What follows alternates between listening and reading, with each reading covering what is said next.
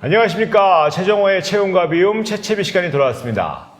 오늘은 홍진표 교수님 모셨습니다. 귀한 발걸음 해주신 홍 교수님 감사드립니다. 안녕하세요. 안녕하세요. 네, 안녕하십니까. 반갑습니다. 네. 홍 교수님 아시는 분은 아시겠지만 그래도 지금 어디서 어떤 일 하고 계신지 선생님 하시는 일을 한번 간단하게 소개해 주시면 감사하겠습니다. 제 양력 간단히 말씀드리면 전 1988년도에 서울대학교 의과대학을 졸업하고 서울 아산병원에서 정신건강의학과 교수로 17년간 근무하다가 4년 전에 삼성 서울병원에 정신과로 직장을 옮겨서 현재 교수로서 진료와 또 교육을 하고 있습니다. 네.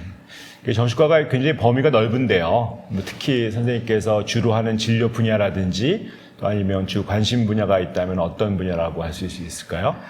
저는 병원에서는 주로 공황장애 같은 불안장애 환자를 주로 진료하고 있고요. 그 외에 관련되어 있는 우울증이나 또 불면증 환자 진료를 하고 있습니다. 그래서 공황장애 관련해서는 많이 하는 이제 인지행동 치료 프로그램을 꾸준히 유지하고 있고요. 특히 이제 단기간 한 2회 정도 운영하는 단기 교육 프로그램이 이런 공황장애 환자들한테 꽤 도움이 되는 것 같습니다. 최근에는 가천대 조성진 교수가 개발한 가상현실을 이용한 공포증 치료 프로그램을 환자한테 적용해보고 있는데 도움이 되는 환자들이 꽤 있는 것처럼 보입니다. 그 외에도 사실 저는 이제 병원 외적으로는 이런 사회정신건강에 관계된 그런 연구나 또는 활동을 많이 해왔었는데요.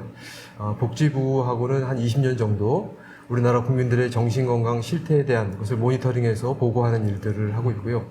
그 외에도 국가인권위원회나 또는 서울시와 함께 또 정신질환자들을 사회에서 잘 적응할 수 있도록 도와주는 그런 프로그램을 개발하는 그런 정책과제들을 많이 해왔습니다. 네. 그 일종의 사회정신의학이라고 말씀하셨는데 그런 분야가 또 어떻게 보면 정신과에 굉장히 특별한 분야인데 왜 그쪽 사회 쪽에 관심을 갖게 되셨는지 말씀해 주실 수 있을까요? 제가 한 20대 후반에 정신과 수련을 마치고 군대 대신에 이제 연천의료원에 근무를 하게 됐는데 그때 곳이 여러 가지 정신보건 사업을 비롯한 보건 사업을 하던 곳이었습니다. 네. 그래서 그때 병원 밖에 또 사회의 어떤 의료에 대해서 관심을 많이 갖게 됐었는데요. 그때 제가 근처에 있던 정신질환자 수용소를 방문했었는데 그곳에는 환자 한 명이 저보고 선생님하고 부르는 거예요. 그래서 얼굴 봤더니 누군지 잘 모르겠더라고요. 근데 저 누구예요? 라고 말을 하는데 보니까 제가 서울대학병원에 레지던트로 있을 때 그때 제가 진료했던 환자분이었는데 그 환자가 그때는 퇴원할 때는 좋아져서 퇴원했다고 생각했는데 그게 다시 재발됐고 가족들이 그 환자를 더 덜 볼 수가 없다고 생각해서 수용소에 보냈고 그래서 한 1년 이상을 그곳에 생활한 것을 보고 자신이 좀 충격을 받았었습니다. 사실은 그 환자가 너무 음식이 너무 빈약하다 보니까 체중이 30kg 빠져서 제가 얼굴을 알아볼 수가 없었고요. 그리고 그렇게 당시 서울대학병원은 좋은 시설을 갖고 있는 곳이었는데 그런 시설에서 치료를 받았다 하더라도 결국 환자가 수용시설에서 여생을 마칠 수밖에 없었다는 사실에 대해서 참 충격을 받고 어떻게 해야지 이 사람들이 사회에서 잘 살아갈 수 있을까라는 걸 이제 고민하게 됐던 시기였던 것 같습니다. 어떻게 보면 정말 가슴 아픈 얘기일 수도 있고 이게 참 어떤 치료의 체계라든지 이런 쪽에서 참 문제가 될 것 같은데 그래서 사회정신의학 분야를 좀 열심히 하시다 보면 나름대로 또 보람도 있으실 것 같은데 어느 쪽 좀 보람이 있으실까요? 사실은 저는 이제 공중보건을 마치고 이제 취직을 하면서 보건소로부터 이제 정신보건센터 위탁 운영도 오랫동안 했었고 또 서울시에서는 제가 환자들 입퇴원을 결정하는 그런 정신보건심판위원장도 10여 년 했었고요. 또 국가인권위원회하고는 현재까지도 이런 정신장애인 차별을 막는 그런 자문위원으로서 계속 활동을 하고 있고요. 또 최근에 서울시 정신건강사업지원단장을 맡아서 일을 했었는데 그런 일들의 주된 목적은 이제 정신질환을 앓고 있는 사람들이 퇴원한 후에 사회에서 치료를 받으면서 또 인간적인 삶을 잘 누릴 수 있도록 도와주는 그런 여러 가지 프로그램들을 운영하는 곳인데 막상 이번에 그 강남역 사건이라든지 또 진주에서의 살인 사건들을 보면서 사실 우리들이 기울였던 노력들이 과연 좀 진정 효과가 있었나 하는 좀 회의감이 들어서 마음이 많이 아픕니다.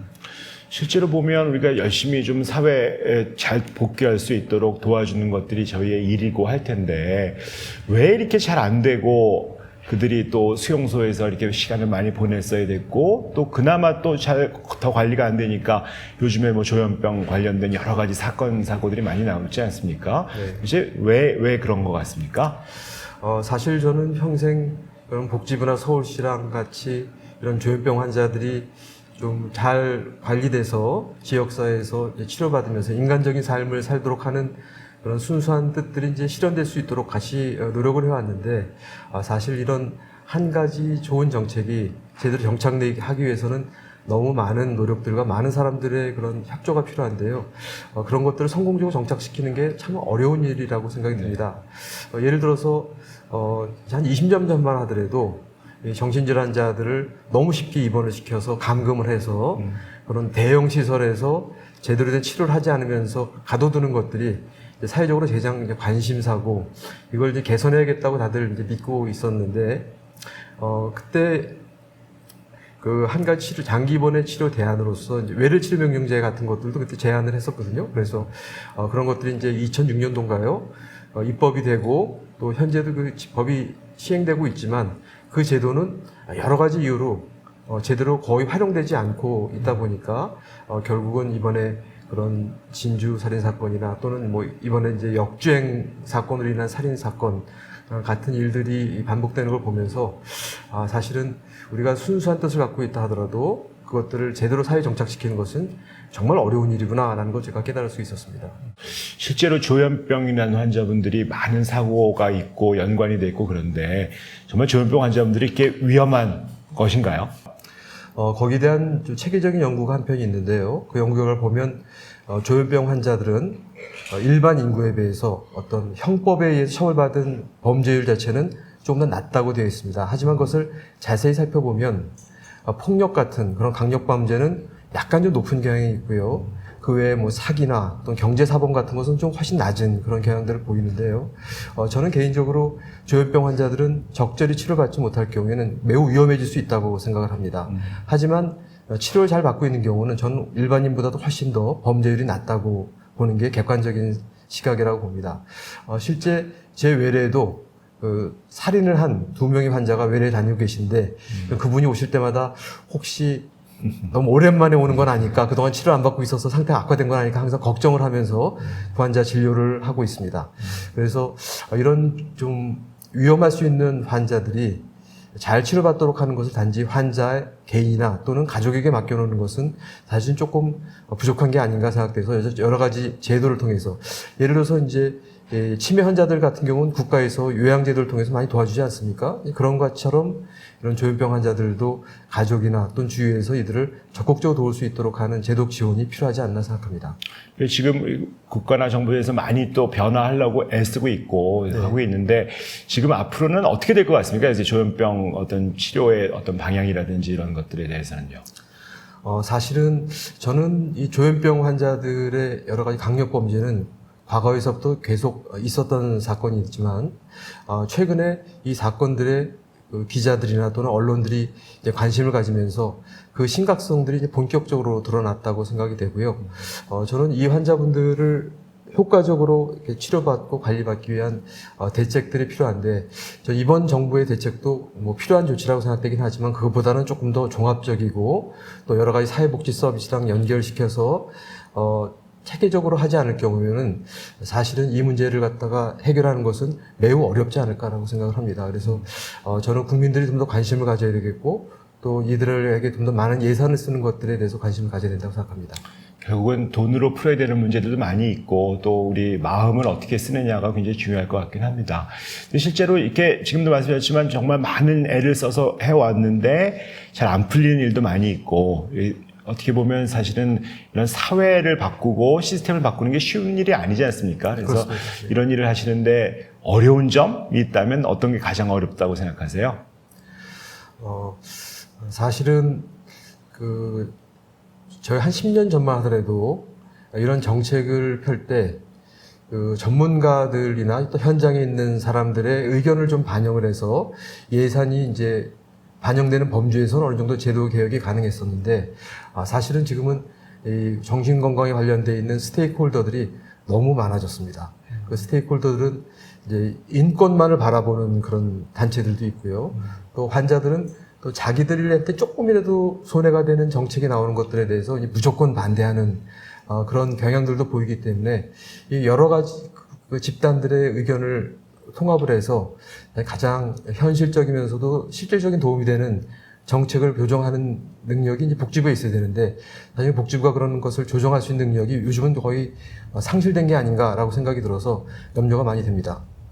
어떡하죠? 그러면 이게 정말 앞으로의 우리는 이제 정말 어렵고 해야만 될 것 같고, 어떤 식으로 이 어려움을 타개를 해 나갈 수 있을까요? 저는 국민들이 지금 당장 걱정하는 것들은 이런 정신건강이 조절되지 않고 있어서 범죄를 일으키는 사람이 내 바로 주위에 있는 게 아닌가에 대해서 두려워하고 있고요. 사실 저는 어느 정도 현실성이 있는 두려움이라고 생각을 합니다. 그래서 저는 이런 정신질환을 앓고 있는 사람들의 어떤 그 관리가 되지 않는 정신질환으로 생길 수 있는 여러 가지 위험들을 좀 더 객관적으로 데이터를 좀 모아야 되겠고요. 또 그들의 피해자가 구체적으로 누구이고, 또 그 각각의 사건들을 어떻게 우리가 하면은 좀 더 예방할 수 있었을지에 대해서 체계적인 그런 그 자료들이 필요하고, 그 자료를 근거로 해서 논의를 해야만 어떤 합리적인 해결책들을 우리가 모두가 다 공감할 수 있는 해결책이 생길 수 있지 않을까라고 생각해 봅니다. 결국 우리가 알아보고 또 조사해야 될 것이 아직도 많다는 그런 말씀이시군요. 실제로 이게 정신건강에 문제 있는 분들이 많은 어려움도 겪고 또 사고도 나고 위험하기도 한데요. 교수님께서 생각하실 때는 과연 정신건강이란 과연 무엇일까? 교수님이 생각하는 정신건강의 정의는 무엇이라고 생각하십니까? 글쎄요, 이제 조현병 같은 뭐 우울증 이런 것을 이제 앓고 있지 않는 게 좋은 정신건강이라고 생각할 수 있지만, 또 현대적인 정신건강은 그것보다는 조금 더 긍정적인 것들, 예를 들어서 좀 편안하다든지 또는 즐겁다든지 행복하다든지 같은 이제 긍정적인 정서를 갖다가 잘 느낄 수 있는 그런 능력들을 말하는 것 같습니다. 예를 들어서 이제 애인 사이에서도 처음 서로 만났을 때는 서로 아껴주고 행복하고 그렇지만, 또 관계가 지속되다 보면 서로 의심하고 서로 배려하지 않는다고 짜증내고 싸우고 하는 일들이 많아지는데, 바로 이런 것들에 이제 서로 단점에 집중하게 되는 것들은 정신건강이 아주 안 좋아진 그런 상태고, 또 부모 자식 간의 관계도 마찬가지라서 뭐 시험 성적이나 또는 게임을 얼마나 하는지에 대해서만 집중을 하게 된다면 사실은 이제 가족의 정신건강이 매우 이제 악화된 상태고, 그보다는 서로 아껴주고 관심 갖고 필요한 것을 도와주고 하는 것들이 주된 관심사가 될 때 가족의 정신건강도 향상되는 게 아닌가 생각해 봅니다. 네, 어떻게 보면 이렇게 병이 없는 걸 떠나서 정말 삶이 괜찮아지는 게 정신건강이라고 말씀하시는 것 같은데요. 실제로 보면 이게 삶 자체가 많이 힘들어져 있고 또 정신적으로 건강하지 않으신 분들이 주변에 있는 게 사실입니다. 혹시 그분들에게 어떻게 하면 정신적으로 조금 더 건강해질 수 있고 내 삶을 잘 지켜나갈 수 있는 어떤 팁, 이게 뭐 길게는 말씀하시기가 어렵겠지만 짧게라도 어떻게 하면 이 어려움을 좀 타개할 수 있을까 하는 걸 한 말씀 해주신다면 어떻게 말씀해 주실 수 있을까요? 저는 이제 정신적 고통이나 고난을 조금 더 긍정적인 측면에서 바라보는 시각이 필요하다고 생각하는데요. 실제 고난의 과정, 이것이 참된 인간이 되는 과정이다라고 이제 괴테가 말을 했었는데요. 실제 우리가 일상생활에서 겪게 되는 정신적 고통은 때로는 피할 수 없는 것들이고, 또 이런 고통을 통해서 사실은 교훈을 얻고 또 자신을 더 단련하는 그런 기회로 삼는 것들이 좋을 거라고 생각을 해봅니다. 주변 사람들로부터 이제 갈등이 있거나 또는 주변 사람부터 크게 실망하거나 상처를 받거나 이럴 때 왜 나만 이런 일이 생기나, 세상을 원망하고 주변 사람들을 탓하는 그런 태도를 하는 것보다는 내가 너무 주변 사람들한테 과도한 기대를 갖게 된 것은 아닌지, 또는 세상에서는 현실적으로는 이런 식의 관계가 냉정한 현실이 아닌가를 이렇게 받아들이면서 세상과 나와의 관계를 다시 한번 돌아보는 것들이 오히려 이제 정신적 건강을 이제 향상시킬 수 있는 방법이 아닌가라고 생각을 하고요. 또 세상에서는 내가 기대했던 거와는 달리 흔히 이런 일들이 생겨날 수 있기 때문에 오히려 이런 일이 있을 때마다 나 자신을 좀 돌아보고 내가 스스로 너무 과도하게 다른 사람한테 기대했던 것은 아닌지, 또는 세상과 나의 관계에 있어서는 항상 내 기대대로 되지 않는 것들이 너무 당연한 것이기 때문에 오히려 세상과 나의 관계를 다시 한번 재정립하는 기회로 삼는 것들이 오히려 이런 고통을 갖다가 합리적으로 극복하는 방법이라고 생각합니다. 또한 우리가 보통 이제 병원에 가게 되면 지능 검사를 보통 하게 되는데요. 보통 우리가 지능 검사라고 하는 것들은 이제 언어적 지능과 또는 수학적 지능 이 두 가지를 그 사람이 지능으로 표현하게 되지만 실제 가트너라는 학자는 인간에게는 굉장히 다양한 분야의 지능이 있게 되고 그것들이 삶 속에서 중요하다라고 얘기하는데요. 대표적으로 이제 손흥민 같은 축구 선수는 사실 운동 지능이 뭐 매우 뛰어난 그런 선수죠. 아마 그 선수가 꼭 수학적 지능이 높을 것 같지는 않습니다. 뭐 김광석 같은 가수들은 인간의 어떤 감성들을 그 남들에게 사람들에게 공감을 얻게끔 음악으로 표현할 수 있는데 아주 천재적인 그런 분이었을 것 같고요. 현대 사회에서 저는 가장 중요한 지능은 어떤 자기의 생각과 마음을 조절할 줄 아는 그런 지능이라고 생각합니다. 그래서 바로 이런 지능이라는 것은 때때로 이제 생각이 앞서가서 또 괴롭고 또는 너무 부정적인 생각을 하고 또 그걸로 인해서 감정이 격앙되기도 하고 그럴 때 그런 상태를 자기가 스스로 잘 조절할 수 아는 그런 능력들을 말하게 되는데 이런 것들은 후천적인 노력을 통해서 충분히 도달할 수 있는 그런 지능이라고 저는 생각합니다. 그래서 소크라테스가 한 말이 있죠. 나는 배부른 돼지가 되기보다는 고통받는 인간이 되고 싶다라고 했는데요. 사실은 바로 이 고통받는 것들이라는 게 그런 여러 가지 현실 속에서 생겨나고 있는 것들을 고통 속에서 그것을 잘 해석하고 그것을 적절히 잘 객관적으로 받아들일 줄 아는 능력을 말하는 것 같은데 저는 이 현대 사회에서 인간 사이에 많은 스트레스가 있는 현대인들에게는 어떤 어려운 상황이 생길 때마다 그 상황을 너무 앞서가거나 너무 부정적으로 생각하거나 극단적인 생각으로 반복적으로 생각하는 것보다는 좀 냉정하고 또 중립적이고 그런 객관적인 판단을 시시각각 때에 맞춰서 할 수 있는 그런 능력들을 갖다 키우는 게 현대에서 정신건강을 유지하는 데 매우 중요한 능력이라고 생각합니다. 네, 정말 정신건강을 유지한다는 것은 쉬운 일은 아닌 것 같습니다. 우리가 뭐 이성적으로 잘 조절하고 하는 것도 되게 중요한 일이긴 한데 정말 막상 이게 닥쳤을 때 얼마나 참 고통스러워하는 것들이 참 힘든 분들이 많이 있기 때문에 참 어려울 것 같고요. 실제로 그럼 우리 가족들 중에서 내가 이렇게 정신적으로 고통받는 자녀들이 있고 그다음에 우리 뭐 실제로 병을 앓고 있는 분들이 있는데 내가 가족이라면 그들에게 어떤 도움을 좀 줄 수 있을 것 같으실까요? 참 매 순간순간 이게 시험에 든 그런 상황이라고 저는 생각이 듭니다. 왜냐하면 마음은 내가 그 사람을 좀 진정으로 도와주고 싶고 뭔가 격려해주고 싶지는 하지만 우리가 그것을 이제 언어적으로 표현하는 과정에서는 또 약간 또 다른 차원의 문제들이 생겨난다고 봅니다.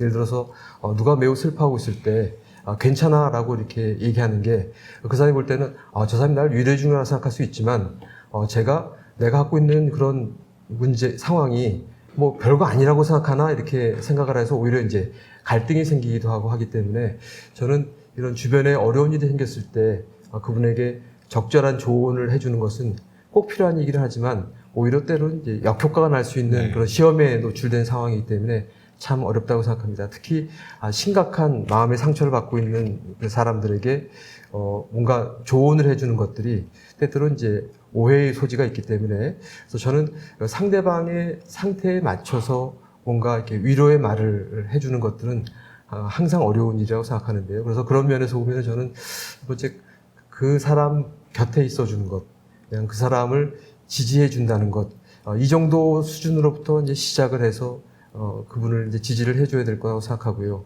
또 그분과 이제 대화를 하면서 그분의 느끼고 있는 마음의 상처의 정도나 고통 이런 것들을 보면서 매우 신중하게 한마디 한마디 이어나가야 되는데 아무래도 그분 스스로 고통받고 있는 분이 스스로 자기를 표현할 수 있도록 해주는 것들이 가장 치료의 시작이 아닌가라고 생각해 봅니다.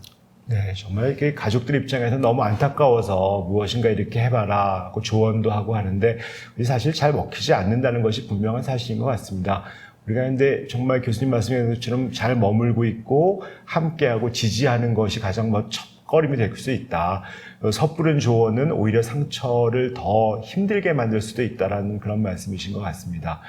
실제로 이제 교수님께서 여러 가지 활동도 하시고 많은 또 일도 하시고 또 우리나라의 어떤 사회정신의학 분야 또 법 제도 문제도 여러 가지 일 하시다 보니까 뭐 진료도 보셔야 되고 뭐 개인적으로 또 학회 일도 하시고 너무 바쁘실 것 같아요. 그래서 막상 우리 홍 교수님의 정신건강 이건 어떻게 잘 돌보고 계시고 어떻게 스트레스 관리를 하고 계신지 한번 여쭙고 싶습니다.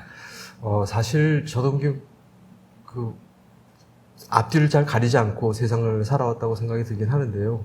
사실 이런 말도 있지 않습니까? 의사가 시키는 대로 행동해야지 의사가 살아가는 방식대로 살아가면 일찍 죽는다는 말이 있지 않습니까? 그래서 사실 저도 이렇게 말씀드리기가 조심스럽긴 한데요. 저도 굉장히 우울한 경험들도 많이 했고, 또 제가 이렇게 남들 앞에서 뭔가 이 발표하는 것들에 대한 두려움도 굉장히 많이 있었지만, 이제 나이를 먹으면서 다시 조금씩 극복이 돼서 지금은 조금 더 편안해지긴 했는데요. 저도 저 나름대로 이런 불안이나 또는 우울감을 조절하기 위해서 환자를 진료하면서 사실 제 자신한테 도움이 됐던 적도 많이 있었던 것 같습니다. 저는 신체 건강이라는 측면에서는 저도 이게 나이가 먹다 보니까 염려가 돼서 삼성 헬스 앱을 거의 매일 몇 번씩 바라보는데요. 그래서 하루에 몇 걸음을 걸었나 보고 하루에 적어도 10,000걸음씩은 꼭 걸으려고 이제 애를 쓰고 있고요. 한 7, 8년 전서부터는 많이는 못해도 일주일에 한 번 정도씩은 이제 헬스클럽에 가서 좀 몸살이 날 정도로 이제 운동을 좀 웨이트 트레이닝 같은 걸 해서 체력을 키우고 있는데, 아무래도 이제 체력이 어떤 일을 할 때 피로감을 좀 덜하게 하고 집중하게 하는데 도움이 많이 되는 것 같습니다. 정신건강이라는 측면에서는 저들 잘하는 건 별로 없는 것 같긴 한데, 저는 사실 일을 하면서 느끼는 것은 이 같이 일하는 사람들이 중요한 것 같습니다. 그래서 제 연구원들을 뽑을 때는 항상 저랑 가장 의사소통이 좀 잘 될 수 있는 그런 사람들을 뽑는 것을 아주 신중하게 하는 편이고요. 또 직원들 같이 일할 때는 의사소통을 좀 정확하게 하기 위해서 집중을 해서요.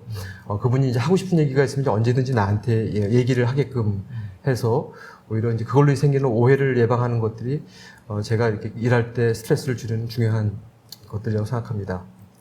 영적으로는 저는 사실은 신앙심 별로 없는데, 저희 집사람이 결혼한 후에 꼭 교회를 가야 된다 그래서 30년 가까이 지금 교회 썬데이 크리스찬으로 다니고 있는데, 교회를 오래 다니다 보니까 신앙심이 이렇게 많이 늘어난 것 같지는 않은데 어떤 종교에 대한 이해가 많이 생긴 것 같고요. 그리고 저는 많은 환자분들한테 이 종교 생활이 실제 큰 도움이 되지 않을까. 특히 어떤 내세에 대한 믿음들이 어떤 현실에 대한 고통을 갖다가 이겨내는데 큰 힘이 되는 게 아닌가로 생각해 봅니다. 뭐 개인적인 경험이긴 하지만 정말 신체적인 또 심리적인 영적인 부분에 대해서 다 골고루 우리가 어느 정도 마음을 쓰고 노력하지 않으면 안 된다라고 하는 어떤 중요한 의견을 주신 것 같습니다. 실제로 내가 살면서 이렇게 경험했던 것들이 우리 다른 식구들에게도 좀 영향이 갈 수 있도록 그렇게 좀 전파가 되면 좋을 것 같습니다. 실제로 보면 우리 젊은 세대들이 너무 많이 힘들어하고 계세요. 뭐 우리는 어떻게든 살아왔고 인생을 살고 있었는데, 사실 이렇게 기성세대들이 또 이렇게 조언을 하면 소위 무슨 요즘에는 다 꼰대들의 이야기로 잘 들으려고도 하지 않고, 또 어떤 세대 간 단절 때문에 정말 이렇게 어려움이 많이 있지 않습니까? 또 많은 젊은 청년들은 미래가 없다고 생각하고 또 헬조선이라고 얘기하고, 그래서 이 시대의 청년들이 많이 아프고 힘들어 하는데요. 혹시 청년들에게 어떻게 건강하게 좀 살 수 있다, 이렇게 하면 좀 좋겠다라고 하는 조언 같은 걸 좀 주실 수 있으실까요? 사실 제가 정신건강 실태조사를 통해서 자주 이렇게 우리 국민들의 스트레스나 또 우울증 정도들을 계속 모니터링을 하고 있는데, 최근 한 5년 사이 결과를 보면 다른 세대랑은 달리 20대, 특히 이제 남성들의 우울증이나 또 정신건강이 매우 악화되고 있다는 것들을 볼 수가 있었습니다. 근데 참 마음 아픈 일인데요. 사실은 그런 것들은 약간 사회 구조적인 측면이 많기 때문에 어떤 젊은이들의 노력을 통해서 그것들이 해결될 수 있는 것은 한계가 있다고 생각되지만, 사실은 우리 젊은이들 사람들도 자기 나름대로 좀 노력할 수 있는 부분들이 있다고 생각을 해봅니다.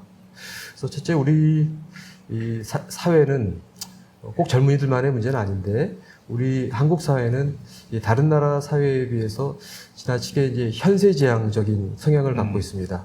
그러니까 살아생전에 나도 남들만큼 누리고 살아야겠다라는 그런 압박감이 매우 심하게 되는데요. 그러다 보니까 어떻게든지 돈을 많이 벌고 그걸 통해서 남들한테 이제 떵떵거리게 살아야 되는 것들이 마치 누구에게나 인생의 가장 중요한 과제인 것처럼 생각을 하게 되는데, 바로 이런 현세적인 것들만으로는 사실 너무 사람들이 관계가 피곤해지고 또 고난스럽게 느껴지기 때문에, 사실 이런 현세적인 것들과 함께 약간 또 다른 좀 미래지향적인 또는 내세적인 여러 그런 가치관들과 함께 균형 잡힌 시각을 가져야만 다시 우리 젊은이들이 겪게 되는 이런 좌절감을 좀 덜 할 수 있지 않을까라고 생각해 봅니다. 두 번째는 우리 젊은 세대에 특히 더 문제가 되는 것들인데 외국에 비해서 우리나라 젊은이들이 훨씬 더 이렇게 서로 비교하는 성향이 강한 것 같습니다. 그래서 그 사람이 이제 옷을 뭘 입었는지 또 뭐 가방을 뭘 들고 다니는지 걔가 뭘 먹었는지 뭐 등등 이런 소소한 것들을 끊임없이 이제 비교를 하면서 그걸로 인해서 이제 열등감을 느끼기도 하고 또 하다 보니까 사실은 이 우리나라 젊은이들은 이런 또래 관계에 있어서도 많이 이제 스트레스를 받게 되고 또 누가 뭐 했다고 하면 이제 다 따라서 해야만 좀 그 집단에 속할 수 있는 것처럼 집단주의 성향이 매우 강하기 때문에 뭐 영화를 봐도 뭐 누가 봤다면 다 같이 봐야 되는 그런 어떤 사회적 압박이 심한 그런 사회에 살고 있습니다. 그래서 저는 사실은 우리 이런 서로 간을 너무 비교하고 평가하는 이런 문화들은 사실 우리가 좀 더 집단적이고 서로를 존중해주고 있는 그대로를 받아들여주고 그 나름대로 어떤 장점을 받아들이는 어떤 문화적인 그런 변화를 갖다가 있어야만 이 젊은이들이 좀 스트레스를 받지 않는가 생각합니다. 특히 최근에 젊은이들은 이제 SNS 같은 것을 많이 하게 되는데요. 이 SNS와 정신건강에 대한 연구들을 살펴보게 되면 이 SNS를 어떤 좋은 친구를 사귀고 또 서로 간에 좋은 교류를 하기 위해서 적극적으로 활용하는 사람들은 우울증이 매우 낮아지는 데 비해서 어떤 친구를 좀 더 관계를 개선할 목적이 아니라 단지 남들이 어떻게 사나 나랑 비교할 목적으로 많은 시간 SNS 보는 사람들은 우울증이 가장 심한 그런 군으로 이제 나타나고 있습니다. 따라서 저는 이 SNS를 활용할 때도 자기의 건강에 좀 도움되는 방향으로 사용해야만 좋다고 생각하고요. 특히 뭐 이런 유튜브 같은 경우도 자신의 어떤 건강에 도움이 되는 그런 유튜브들을 많이 활용하는 게 필요하다고 생각합니다. 이 유튜브 방송 많이 보셔야 된다는 그런 말씀이십니다. 많이 시청해 주시기 바라고요. 그래서 실제로 그러면 홍 교수님은 청년 때 난 어떻게 사셨는지 궁금하고, 그 다음에 혹시 내가 다시 청년이 될 수 있다면, 이거는 좀 이렇게 좀 다르게 한번 살아봤으면 좋겠다, 이런 것들은 좀 변화가 됐으면 좋겠다고 하시는 것들이 있으실까요?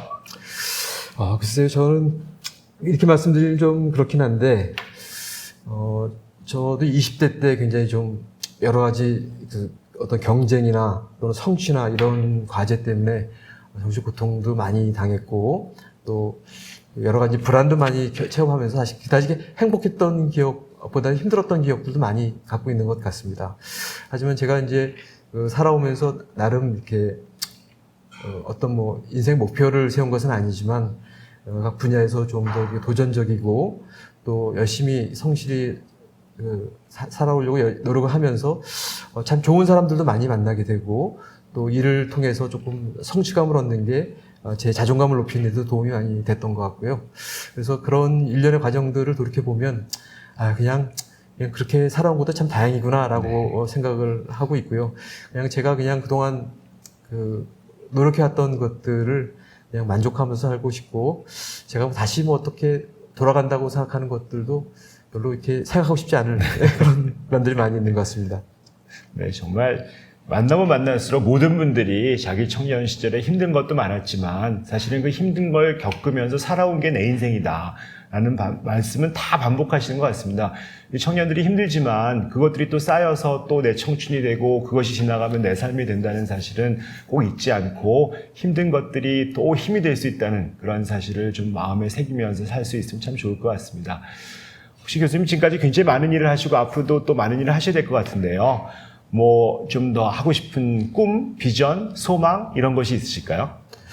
그래서 저는 젊었을 때 무슨 꿈이 있었는가 생각해 보면 그렇게까지 뭐 어떤 앰비셔스한 그런 꿈들을 갖고 살아왔던 것 같지는 않습니다. 그냥 하는 일을 통해서 이런 일이 좀 되면 참 좋겠구나, 나나 내 주변 사람들한테 도움이 되겠구나라는 그런 관점에서 하다 보면 또 재미도 느끼고. 또 그러다 보면 이런 것까지 좀 우리 사회가 좀 나갔으면 좋겠다라고 이렇게 소망을 갖기도 하고 했던 것 같습니다. 근데 막상 이제 정년퇴직을 몇 년 안 남기고 생각해 보면 내 나머지 여생이 아직도 꽤 많이 남았는데 어떤 일을 하는 게 내 삶이 나름대로 좀 잘 의미 있는 일일까 고민을 좀 하고 있는데 저 그냥 살다 보면 뭔가 소망이 생기지 않을까라는 좀 소극적인 마음을 갖고 있고요. 한 가지 저는 많은 환자분들을 보면서 이 유아기 또는 청소년 시기에 이 정신적 고통을 심하게 당한 그런 분들, 학대를 당했거나 또는 뭐 친구들로부터 심한 뭐 폭력이나 왕따를 당했거나 그런 분들이 이제 평생 지속되는 그런 정신질환으로 이제 고통을 받는 것들을 참 많이 보게 됩니다. 그래서 저는 특히 뭐 비행 청소년들을 보게 되면 사실 대부분 아주 어렸을 때부터 폭력의 희생자인 경우들이 참 많이 있는 것 같아요. 그래서 저는 제가 갖고 있는 이제 경험들 혹시 활용할 수가 있다면 그런 어려서부터 여러 가지 폭력이나 또 학대 등으로 고통받은 사람들을 바로 청소년 시기에 좀 극복할 수 있도록 도와줄 수 있는 그런 프로그램들을 갖다가 혹시 하면서 봉사할 기회가 있으면 내 인생 나름대로 좀 의미 있지 않을까 이렇게 생각해 보고 있습니다. 네, 정말 좋으신 말씀인 것 같습니다. 실제로 아이들을 또 청소년 그분들이 사실 미래의 우리나라이기 때문에 청소년을 도울 수 있다면 참 좋을 것 같습니다. 뭐 여러 말씀 주셨는데 혹시 좀 빠진 거라든지 미진한 거 더 하시고 싶은 말씀 있으시면 해주시면 좀 감사할 것 저는 같습니다. 사실은 약간 좀 공포증이 있어서 오래 얘기하는 거 별로 좋아하지 않아서 죄송합니다. 네. 충분히 다 말씀하신 것 같습니까? 네. 하여튼 감사합니다. 이렇게 오늘 우리 홍 교수님 바쁘신 시간 중에 와주셔서 감사드리고요. 실제로 홍 교수님이 우리나라의 어떤 정신건강의 사회적인 측면을 위해서 굉장히 노고를 많이 써주시고 계시고 덕분에 우리나라가 조금 더 체계가 잡혀나가고 있다고 생각이 되고 실제로 이런 분들의 노력이 힘을 다해서 보다 더 건강한 사회 또 정신적으로 고통받는 사람들이 쉽게 더 치료받을 수 있고 많은 분들이 더 건강해지는 그런 사회를 만들어 나갈 수 있으면 좋을 것 같습니다. 오늘 귀한 시간 내주신 홍 교수님께 다시 한번 감사드리면서 저희 방송 마치도록 하겠습니다. 감사합니다.